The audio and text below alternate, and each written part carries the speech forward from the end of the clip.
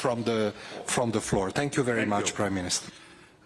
حضرة مفوض الأمم المتحدة لشؤون اللاجئين. Your Excellency, the High Commissioner for Refugees, distinguished participants, our meeting today is being held at a very sad and critical moment as we witness that continued humanitarian crisis unfolding in Gaza and the threat to displace them. This, in fact, makes us face a double challenge to find a practical solution faced with Syrian displacement since 2011, as well as in examining the new file regarding the situation in Gaza.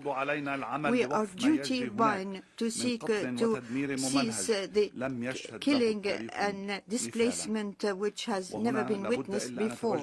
Here, once again, we have to express our gratitude to the 153 countries which yesterday supported the resolution of the UNGA to cease conflict in Gaza.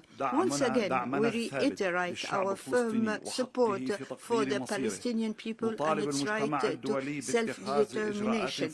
We call on the international community to bring about an immediate cessation of the conflict and to work for a permanent solution which respects the rights of the Palestinian people and to guarantee the right of return for the Palestinian refugees.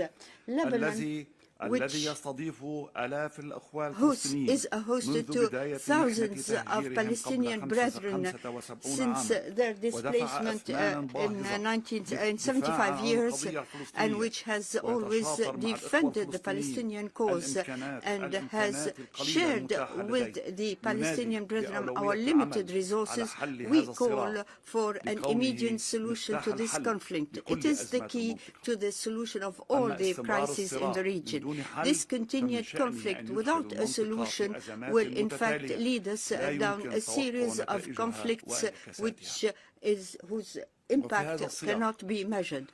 In this context, I wish to reiterate our calls for a cessation of the Israeli aggression against Lebanon, which has led to hundreds of martyrs and injured persons and losses, indirect and indirect, which have had a negative impact on our economy, which had been in fact suffering major burdens, including the presence of millions of Syrian refugees and thousands of Palestinians, which by far exceed the possibility of any nation.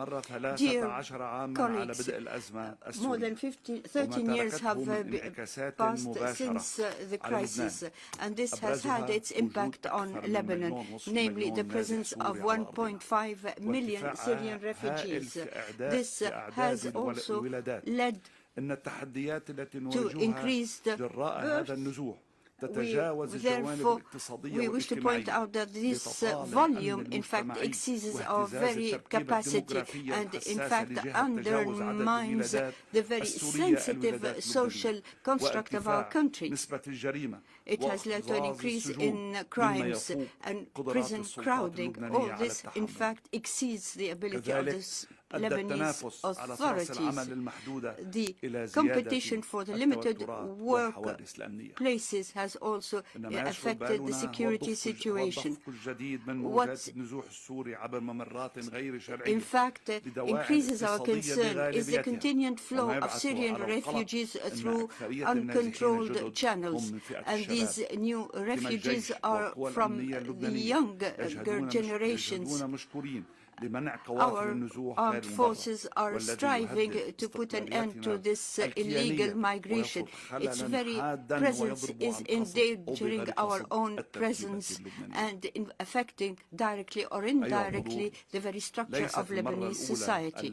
This is the very not the first time I set forth before you such a situation. For years we have in fact warning you against the impact of the situation, the refugee situation and its impact on security. We have also witnessed the illegal migration of refugees in European countries. All this, in fact, are timed bombs which will explode.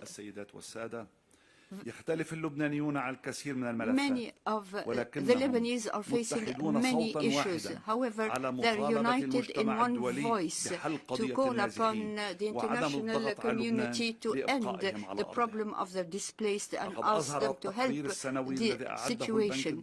The report of the World Bank, and which shall be published within days, that the number of refugees in Lebanon since the beginning of the war is evaluated at tens of millions of dollars. The price of such a situation, I wonder whether the world can in fact stand there without helping this nation that is incapable of assuming such a responsibility.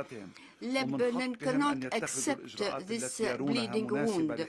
It has taken all the necessary measures to defend itself. However, such measures require the return of the Syrian displaced to their countries, and that international organizations should in fact attempt to help them to return. We must help them return to the stable regions in Syria and to prevent them and provide them with assistance in their own countries. We call on them to set up a comprehensive plan to deal with the root causes of the Syrian crisis and help the voluntary return of the refugees to their country, Syria. Such a plan must bring support to them in their own countries. The present crisis in Lebanon has many economic aspects which affect Lebanon. Therefore, we suggest the adoption of a scientific classification for the refugees and to provide a legal status for every refugee and to help employers in Lebanon to resort to it and help them. We find that those displaced must be helped economically, socially, and provided with the necessary guarantees.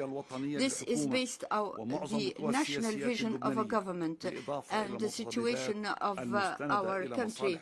It is also an attempt to take into account the interests of both Syria and Egypt and Lebanon, and which calls for the support of human rights. We here would like to pay tribute to the efforts made by Mr. Filippo Grandi. We wish to pay tribute to all his efforts. Distinguished participants, Lebanon can no longer assume such a burden alone. We therefore must all assume our responsibility vis-à-vis the situation and seek to find a permanent solution to this crisis. All the talk about the humanitarian aspects and attempts to evade the responsibility and leave it to Lebanon alone is not acceptable, and we simply state, are you in fact blaming us for our call to provide a right of a nation to return to its own land and to stop a crime seeking to uproot a nation from its land and to displace it? All humanitarian criteria must in fact be taken into account here. One last word I wish to address to you all. In all truth, we must participate with you in dealing with this crisis. We call on you to put this situation at the very level of priorities, because we are in fact are about to collapse. We cannot stand alone as we face this continued crisis. Some in fact consider an alternate nation.